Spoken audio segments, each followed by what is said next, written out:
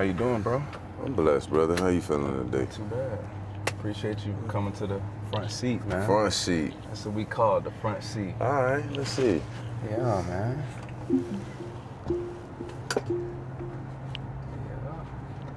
Where we at? Where we at? We in Nashville. Nashville. Tennessee. The only time I've been out here was for a surgery in 2018 on my hip.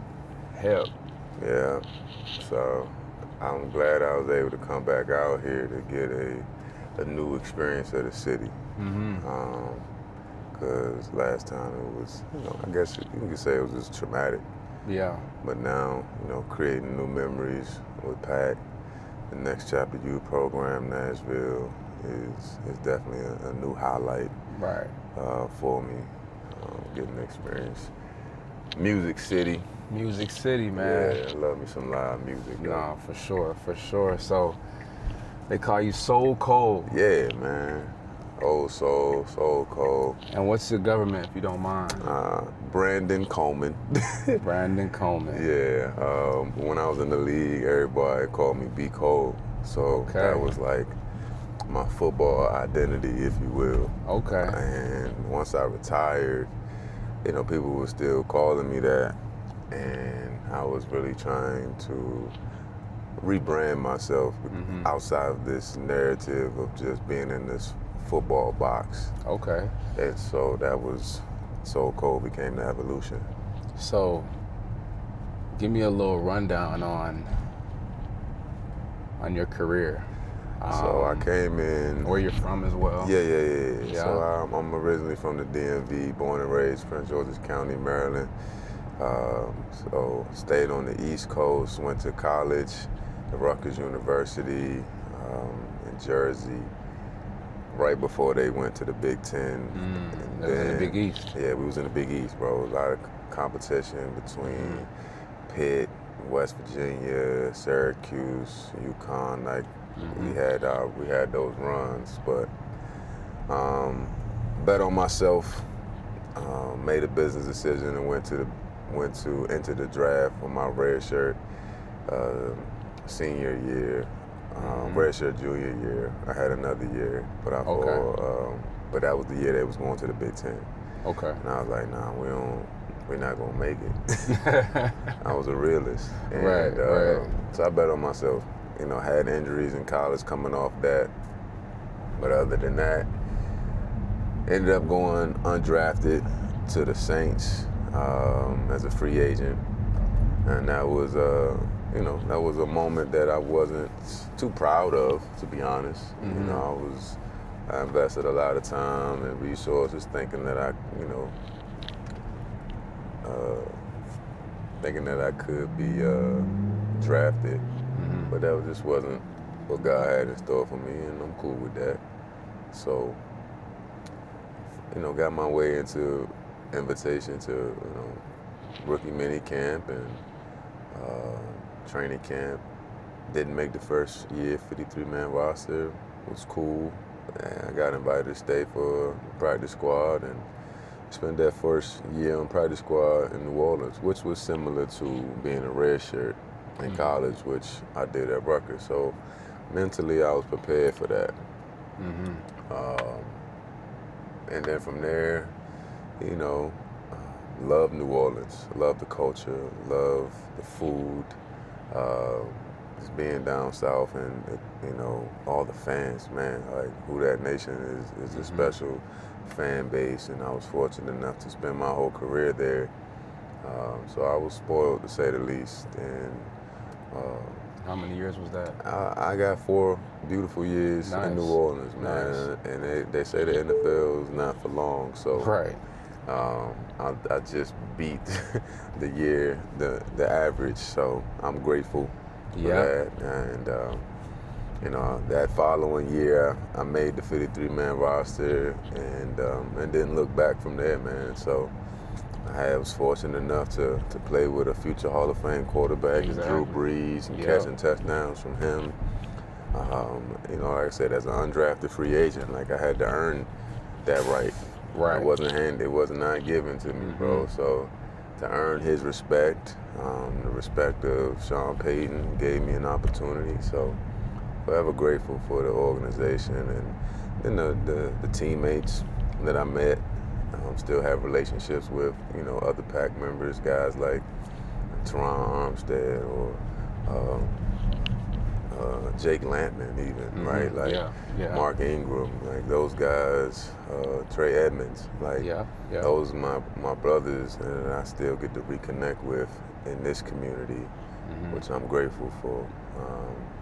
And then from there, 2018, like I mentioned, I came here for surgery. That was one of the surgeries, and had another surgery that a month prior to that off season on my neck, and that was pretty much the end of my football career.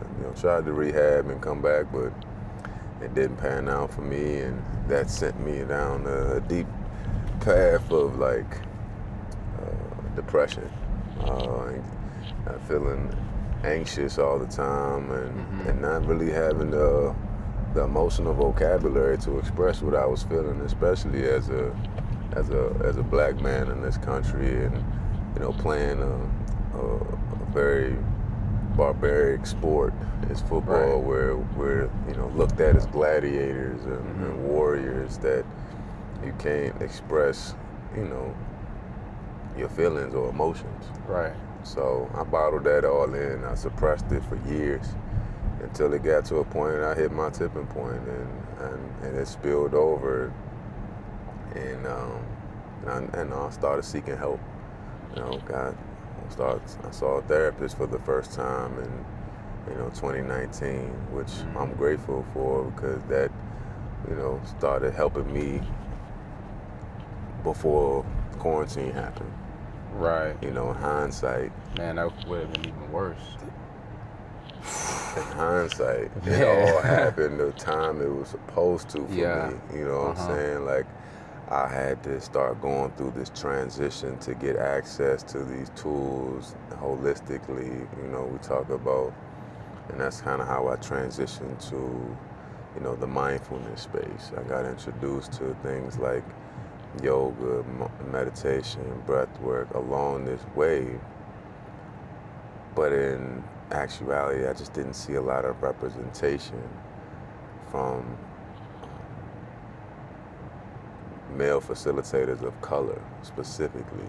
Right. That made me feel safe, that made me feel seen, that I could, show up as my true authentic self. And so having that shift prior to quarantine, the pandemic, I was already on this journey, and then that just accelerated my process, because I went from, having a routine of practicing, meditation, like 5 minutes a day, or even just writing down what I'm grateful for. That accelerated from 2 months to a year, just like that, because time was flying. During that, during that period. And then that's when I started to realize, this is something's changing internally with you, like the way you think, the way you process, and the way you respond to situations now. All of this is starting to change. And that just kept me curious and wanting to keep going down that rabbit hole and see, like, how can I now, if this is making a change in me and it's starting to make a positive impact, how can I now show up for others and lead? Because I've always been a leader. Right. How can I lead in another, in this realm? Right. And so, yeah.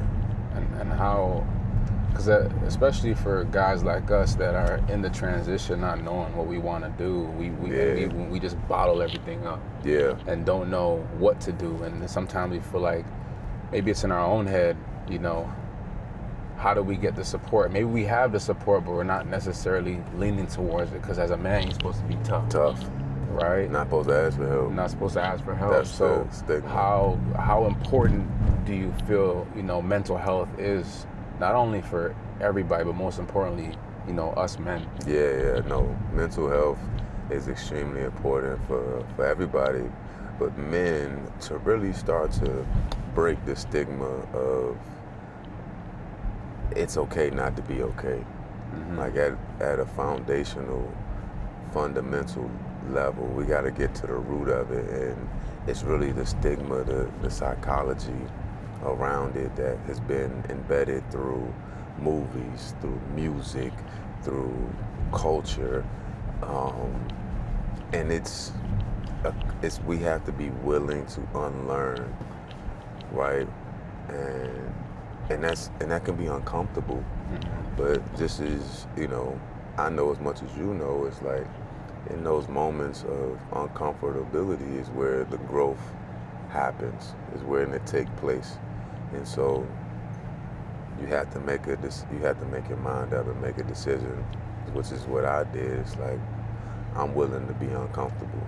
Right. Because I need to grow out of this situation, because I know I'm capable. I'm more than capable. And for mental health, like I said, with the stigma for men, it's like we are more than just physical specimen, right? We are more than just football players or basketball players, husbands, fathers, brothers, sons, uncles even. But that's a guy by the name of Jason Wilson. He's a well-known author in the community of men, and advocate, for mental health and well-being. And he's wrote several books, but one of his concepts is the idea of what it means to be a comprehensive man. And he breaks that down by saying a comprehensive man is one who is courageous and compassionate, who is strong and also sensitive. And, a man who is willing to be anything and everything he needs to be at that given moment. And right? And so being able to tap into both dualities when necessary is that takes awareness of where you are now and where you're trying to go. I see you take that like very serious, and I noticed, sometimes you walk bare feet. Yeah. Barefoot, right? Why is that important to you, and was that something that you always done, or is that like a recent thing? No, that wasn't something I was always doing. I think, to me, I started like walking barefoot when I took a trip, a sabbatical in Costa Rica for about almost 3 months and some change. Okay. Dolo, and I was just out there just vibing in the Caribbean, living, tapping in with nature and just seeing a lot of the locals, just walking barefoot and connecting, grounding. And I knew how important grounding was, scientifically, but then also just naturally. It's just that's how we come into this world. So just being able to reconnect in that space, and it's also very liberating, to be honest. Right.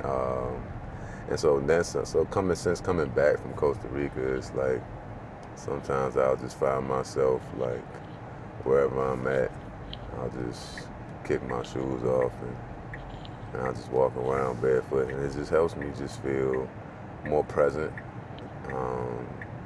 and to be honest, like I've never been someone who's been like proud about like, oh yeah, I have the best looking feet in America. Like I'm not about to be a foot model. Yeah, right. You know what I'm saying? Right. So I had insecurities about that.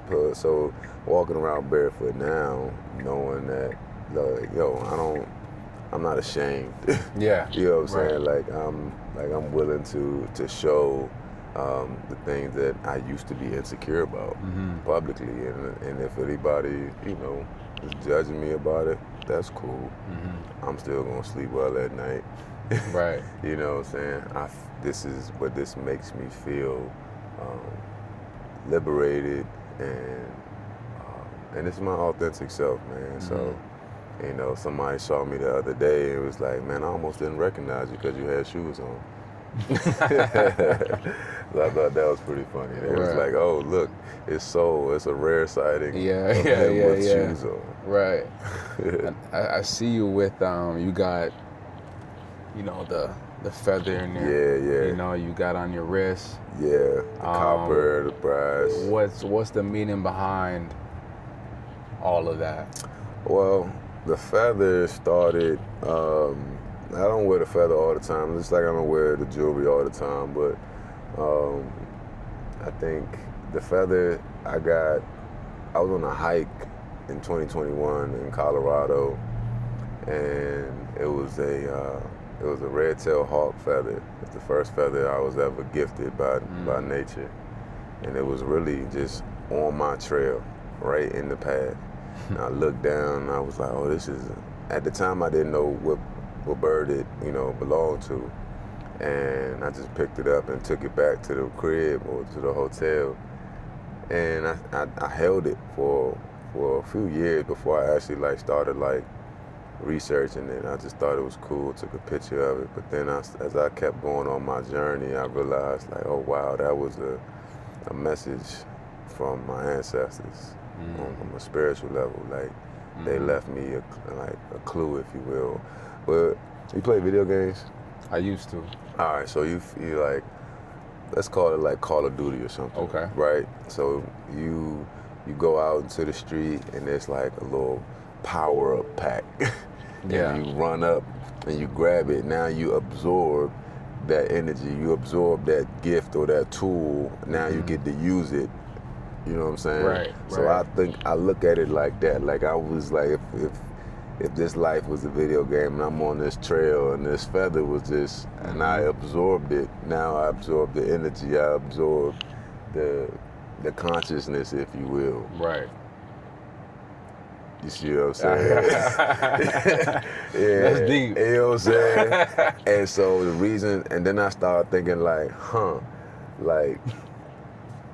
then I started wearing it in my head more as an antenna, because our hair is an antenna anyways. And so if you start looking into spiritually about the history of our hair and how that works, even if you think about Avatar, the movie, and they plug their hair in, you know what I'm saying? And so I think of it like that when I put the feather in connection with the hair, tapped in with the copper, and it's just that signal now, that connection now is even stronger, it's even greater for me to have access to the Most High, to that spiritual realm. And then also from the feather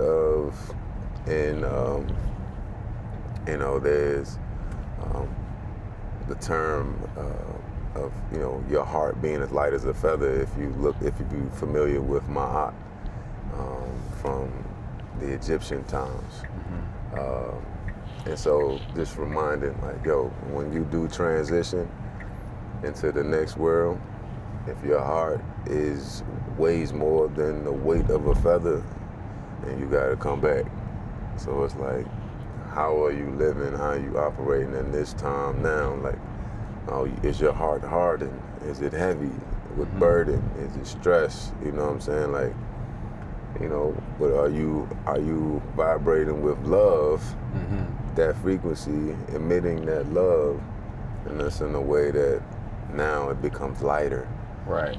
Light as a feather. So that reminder for me, and then the copper, the brass it's just more of it does have a benefit to our physical health, you know, with our blood cells. And then for me, so it's my own style, to be honest. You know what I'm saying? Like, it was always in me, pause, but it was just more, there was no other way to say it. It was always there, but now it's just like I'm coming back to it. Like even the shells, the Kobe shells, it's like that was always a part of me. Like me being a water sign, me being just connected to that element in this way. It's like, again, going back to the Avatar movie, the way of the water. Like that's a power. It's a gift. What's your sign? I'm a rising Gemini, but sun is Cancer, and then my Pisces is the moon. So that's double water, and just being able to know that that's my gift, being in flow. That's why I operate as a flow facilitator. That's why I can go on a sabbatical and not know, you know what I'm saying, where I'm staying at the next day, and just let the universe, you know, reveal it to me in due time. Like I believe in structure and but sometimes it's like you gotta go with the flow, bro. Yeah. Before we wrap up, I want to let you know that I help athletes and everyday families create financial game plans that protect and grow what they work for. If you want to explore that option, click the link below for more. Gotta go with the flow. Don't resist it either, because when you resist it, you know, then that's when you cause friction.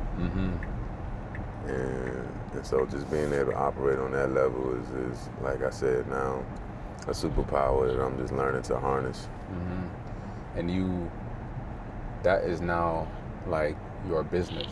Yeah. Right? So tell us exactly what that is, and then I want you to touch a little bit on the breathing aspect, because I know, you know, we meet once every 2 weeks. 2 weeks, right? And we focus on the breathing. You talk about where are you today? Yeah. Right? So we'll touch on both of those. I'll start with the breath, man, because that's where everything starts and ends. Right? When we first came into this world, we took our first breath, and when we transition, whenever that time is, we'll take our last breath. And then every breath in between is the most important breath we'll ever take. You know, and once I like embodied that, like really took that for what it was, like wow, like we take our breath for granted each and every day. We do. And somebody didn't wake up with breath in their lungs, you know,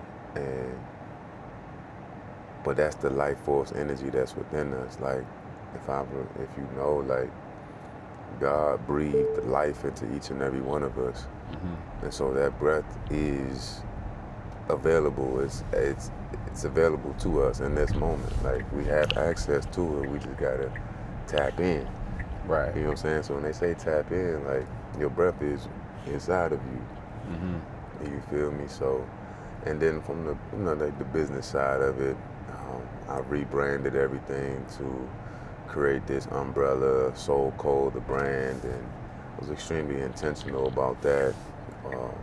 But being able to show up for high performance athletes, and then also corporate America, being able to help them create a culture, establish a culture of mindfulness from the inside out, and then helping these high performance athletes being able to access the flow or the zone through their breath.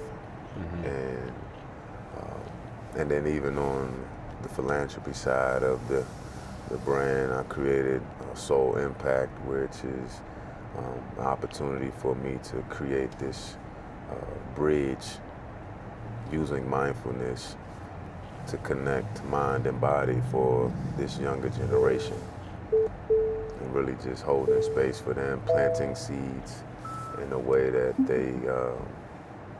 they can get these tools at an earlier age that I wish I would have had access to. That's dope, man.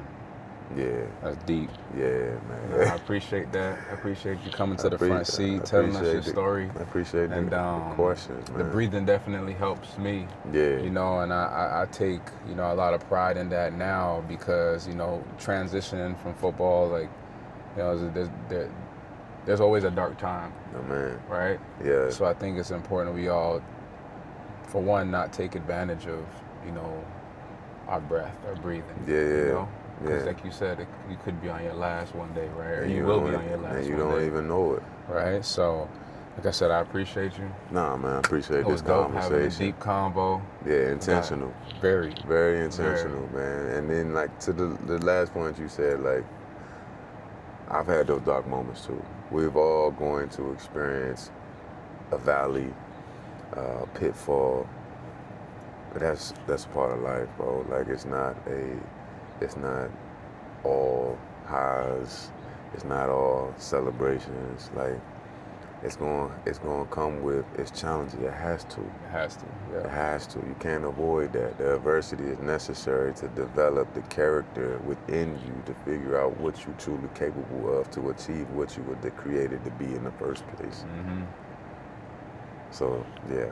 Appreciate Let you, that be encouraging to whoever's listening, man. For sure, man. I appreciate that. Of course. All right. Bless.